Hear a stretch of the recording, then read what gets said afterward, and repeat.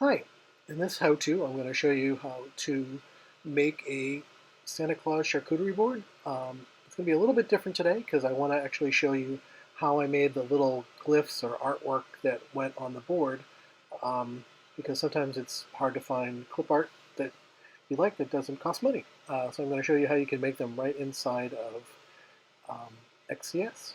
So here's how I kind of created or laid out my cutting board.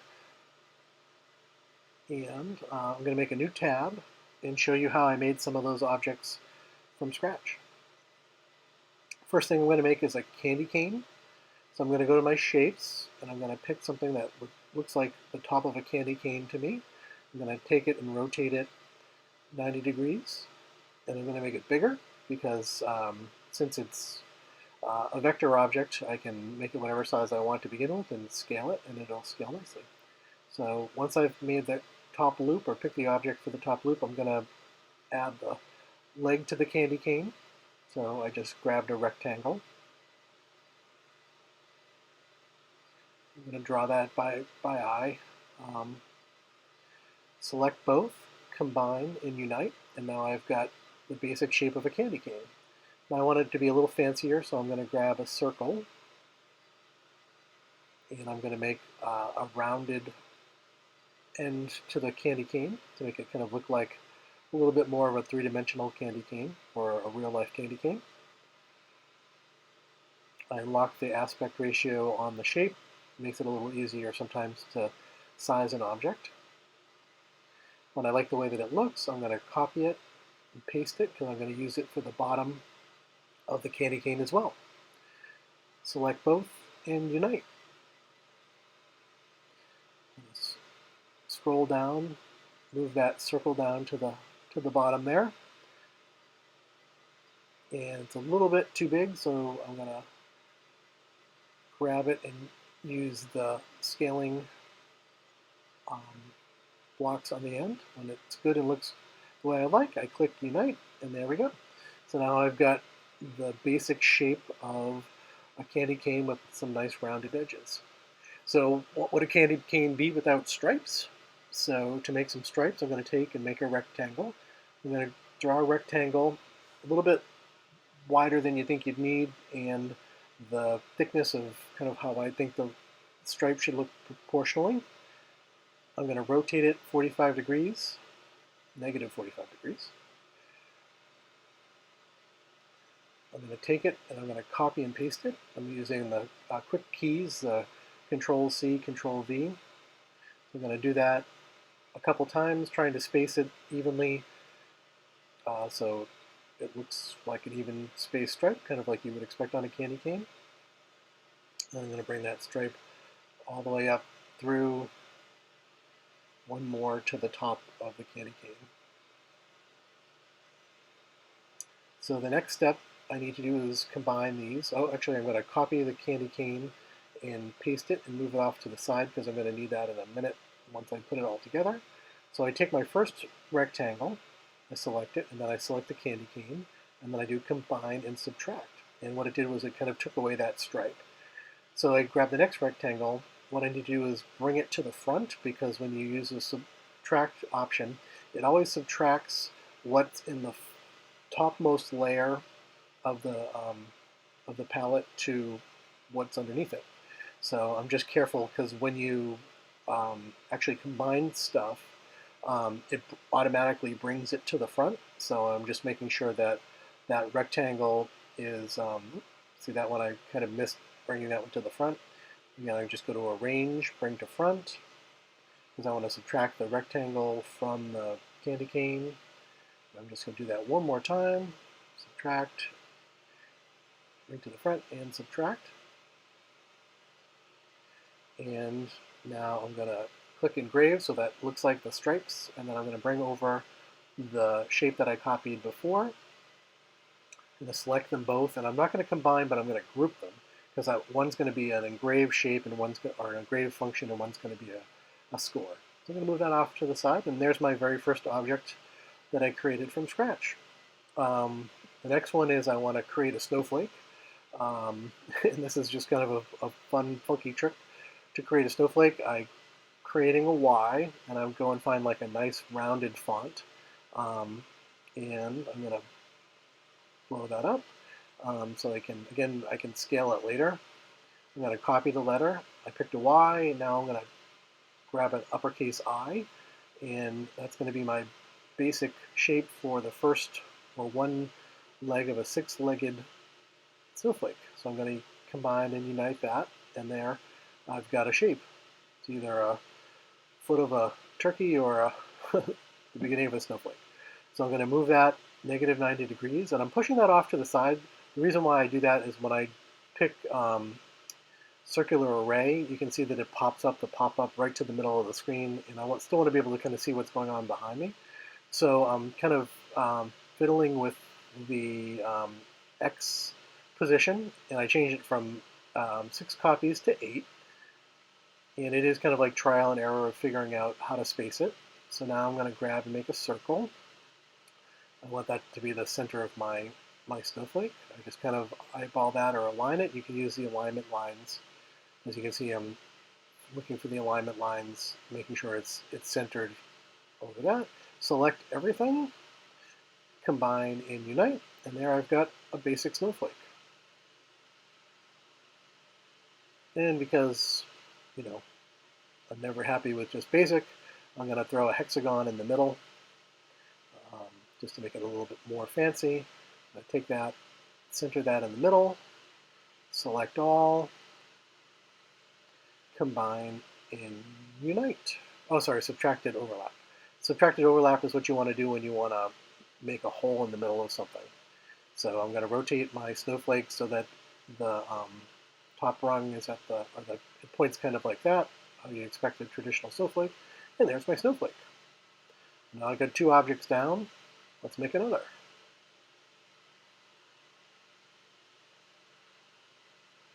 Next, we will make one of those little presents.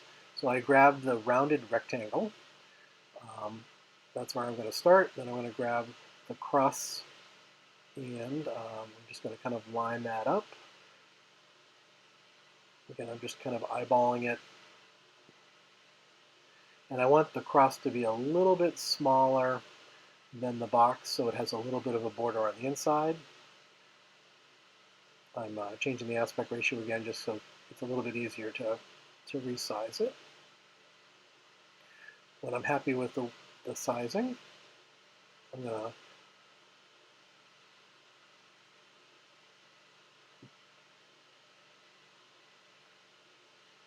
select both objects, combine and subtracted overlap, and you can see when I change it to engrave, now I've got a kind of a white negative space in the middle of the box. Let's make a lid for the box. Again, I'm grabbing the rounded rectangle. I'm turning off the lock aspect ratio because I want it to be kind of a wider rectangle rather than a more square rectangle. And just kind of eyeballing it for how I'd kind of expect the top of the package to look, or top of a gift box. So when I'm happy with that, select all, combine and unite, change it back to engrave, and yeah, it kind of looks like a pretty basic gift box. And how about a nice bow for the gift box? I picked this kind of tear-shaped object. I rotate it about the right size. I'm going to copy and paste it using the copy and paste keys. I'm resizing the inner one because I wanted to kind of make an outlined bow. Subtracted overlap, again, gives me the hole in the middle of the shape. And I'm going to kind of tweak the angle a little bit. I'm going to copy that and paste it. And then I'm going to reflect, horizontal reflect, because I want kind of like a perfect copy of it. That's a mirror reflection, but I don't quite like the look of how it looks. The angle doesn't quite feel right for me, so I'm going to kind of tweak it a little bit.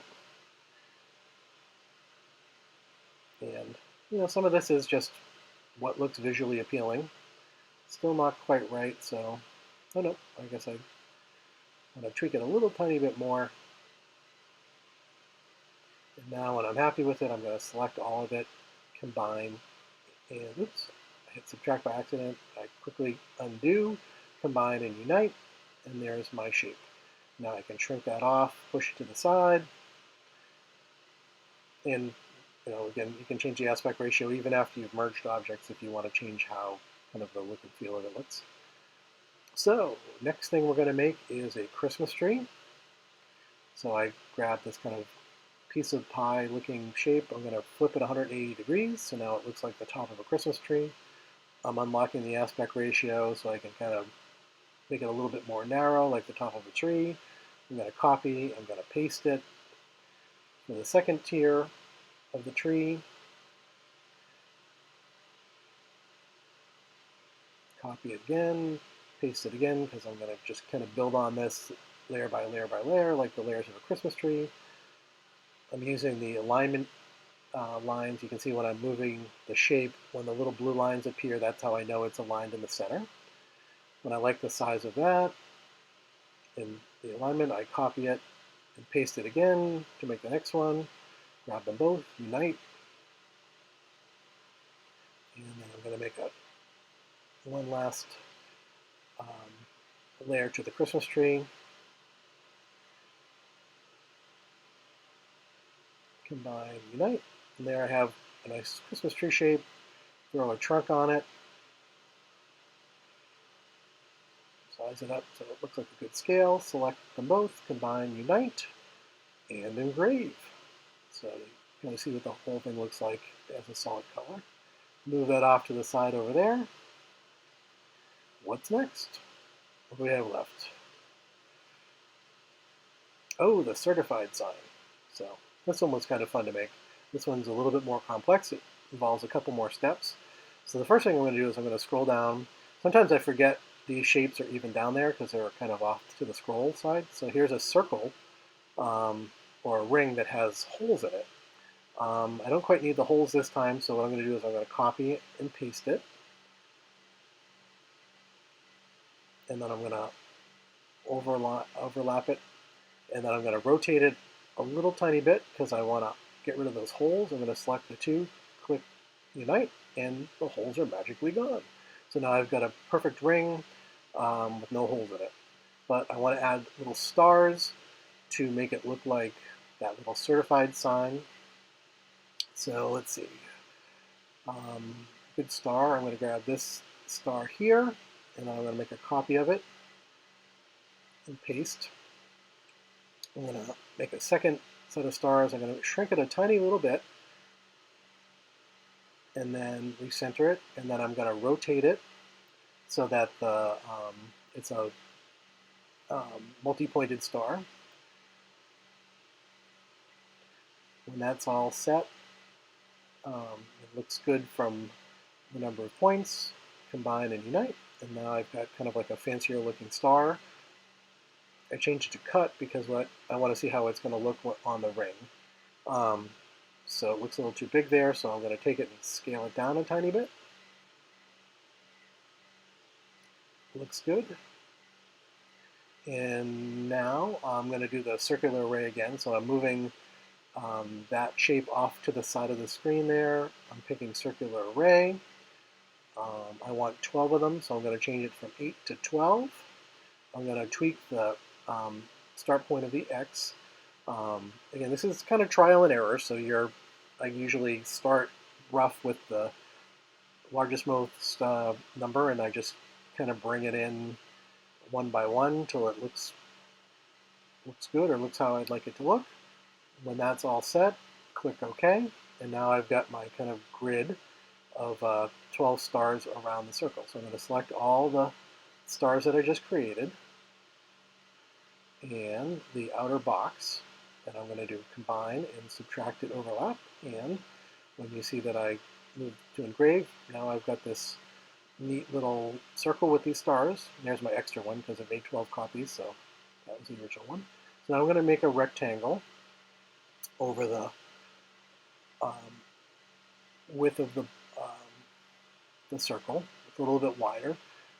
If you remember how the certified stamp looks, it's kind of like a rectangle over the circle. I'm going to combine those. Next thing I want to do is I want to kind of make that rectangle look like a ribbon. So find my triangle. I'm going to rotate that negative 90 degrees. I'm going to turn off the aspect ratio, flatten it a little bit, and I'm going to move it. And you can see as I was moving it, you could see the center line. And then I'm just using the arrow keys to kind of pixel by pixel align it so that it's just touching the edge. I'm going to make a copy of it because I'm going to do the same thing on the other side. Select that, and I'm going to do subtract. And that kind of makes the rectangle look a little bit like a ribbon. I'm going to flip that triangle 180 degrees. I use the alignment lines to know that I'm in the center. We want to make sure I bring that that triangle to the front because I'm going to be subtracting that from the object below. Select them both and subtract. Now I've got kind of like what looks like a ribbon. Next step is I want to put the certified text in the middle. So I did it all uppercase, kind of like you'd expect for a stamp. And now I scroll through my fonts to find a font that kind of would look like what would be inside of a certified stamp, something kind of like formal looking. Let's try that. I'm going to change it to cut so I can see it on top of there. Let me kind of tweak the spacing a little bit, see if I can make it a little tighter. Don't quite like the look of that. Change it to a negative spacing so it's a little tighter. Yeah, still don't like the look of that. So why don't we go try a different font?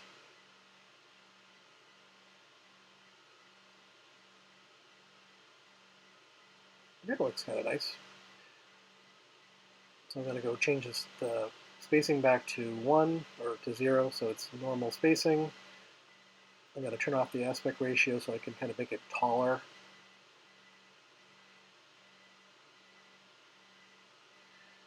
And when I'm happy with the way that looks, I select that and the other object and subtract, and now I've got a negative space text for that certified label. A little tweak to the side, because that's how we did it on the cutting board. So there you have it. Here's a bunch of objects that I made from scratch using XCS. And certainly you can go out and buy clip art, but sometimes it's just easier. Oh, I forgot the circles. The little kind of fancy circles, I just copied a circle, pasted another one, kind of offset it a little bit, just to make it kind of look a little bit more visually interesting. And these are just going to be score lines. Select them both, and I'm not going to combine them. I want to group them because I want them each to still be individually scored. And I'm going to make 3 copies of that. And just to make them look slightly different, you can use the reflect vertical or horizontal, just to kind of make it look like so they're not all the same thing copied over and over again. So there you have it. There's a bunch of shapes that you can create by yourself inside of XCS. And now you can see how it looks on the board. Go back to our cutting board view. And you can lay it out any way you like, but this is how I chose to lay mine out.